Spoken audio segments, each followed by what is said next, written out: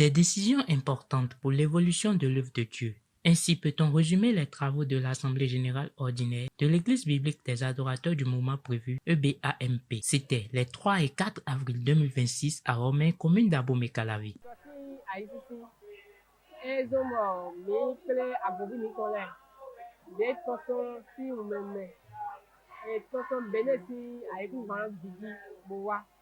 Bon, azon bon mi wa to won la gbe ti alibi ni kuleye le mi zan kwebo mi kuleye ene godo ye igbena kwe mi zan le we nu bo mi je wa to kwe de me mi te ye igbena azon bo po bo mi na wa to gbo ti alibi trala won la gbe ti alibi le ye igbena ene godo mi a be ti to me teme tito me aton bo nenu pon na we mi na ba igbombo we na gbe eyin hupo ti ko Jesu Kristo ke mi no jara na dodo nu ko yi to beneti ayi ma ji kaka je to dodo mi ba igbeta ru ko ba nenu kondo enebi beta we to wa ne ndo se yoyo de aholuze wa di bodo me yin people mele na te pon bona so gbe to se lo me na we mi na ba igbombo na so gbe do se mo ko to me beta awito wa le ndeji bo beta tonto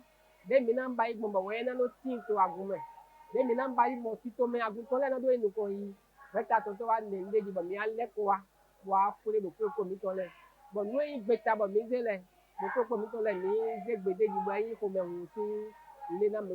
Ces assises ont permis aux membres de l'église EBAMP de témoigner les bienfaits de Jésus-Christ dans leur vie par des mélodies suaves.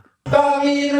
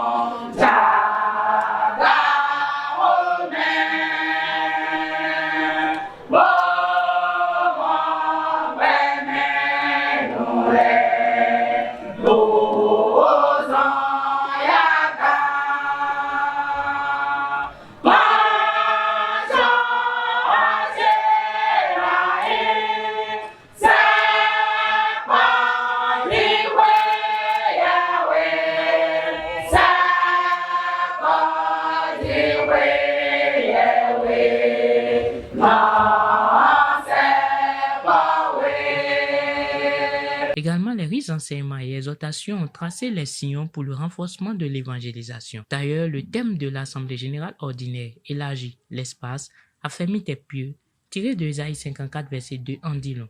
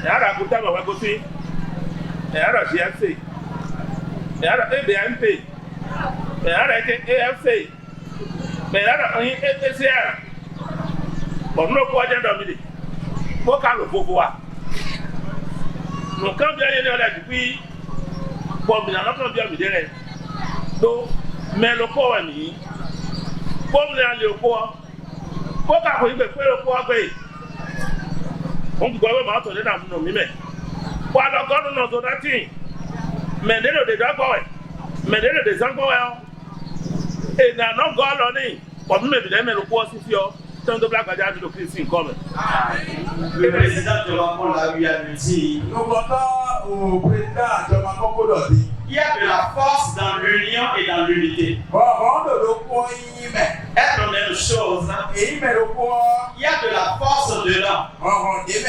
Je dis que je devrais être là parce que cette mission a été confiée à Jean.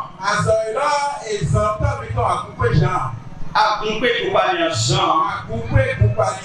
Un homme qui a été touché en 78. Alors qu'il était versé dans les cérémonies religieuses. Ce qui pouvait donner honneur sur cette terre. Dieu l'a appelé à faire un changement de 180 degrés. De quitter tout ce qui est cérémonie religieuse. De quitter tout ce qu'on peut enseigner à l'homme sur cette terre. Pour sa propre évolution et non pour l'évolution selon ce que Dieu veut. Et c'est de lui que nous sommes intendants. Moi, Michel Agoupé, je suis intendant de cette parole. Le frère Jonathan est aussi intendant de cette parole. Le frère Wetoni Simon est intendant de cette parole.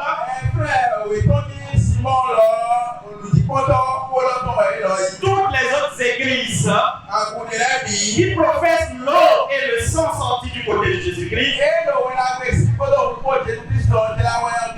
ils sont tous et ils devraient être tous intendants de cette parole.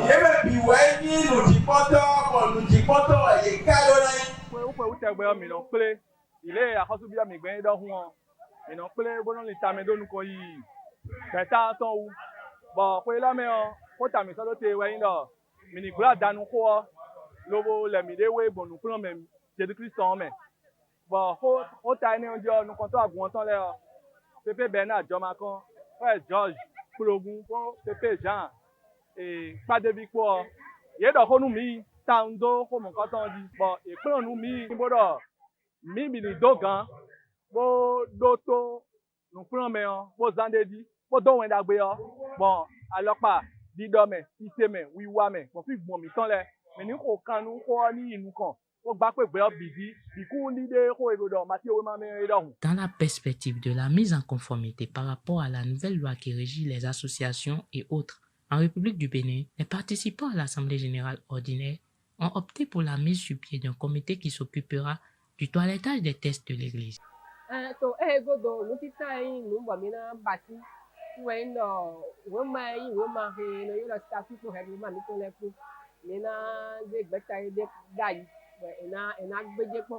Na ni no so be he ni no me ye yo le awe to won la gbe bo mi to jijira to rejo mi to tian to de ni no le me ni na te pon bo de gba to te ngbe jule bo e na to nu fun won la gbe logo do won la gbe ma yin lo ni krikele to wa lo me to me e na to won la gbe do to holi do me e na to won la gbe do to han jiji me e na to won la gbe do won la gbe si ajo we Jesu Christ wa e zo mi do mi bo la won la gbe no bo le akote mi to zo lo kro me to o baptiser to to ko me bi ko me ko ye te no si ko me to ni mo do won la gbe si kan we mi na gbe deji bo mi ko yin na do ti. En dépit des améliorations notées au cours de cette assemblée générale ordinaire, il est à souhaiter la motivation des dirigeants par des récompenses publiques. Cet AG a été bien organisé. Il y a beaucoup de changements entre les autres AG passés et celui-ci. Je trouve qu'il faut encourager et remercier les dirigeants. Pour les années à venir, je souhaite qu'il y ait plus de monde, qu'il y ait plus d'intensité et que le travail de chaque dirigeant soit remercié devant tout le public. Notons la remise des cartes de missionnaires et la présence remarquable des églises sœurs, École des fidèles du Christ EFC et le groupement des frères en Christ EFC à cette assemblée générale ordinaire.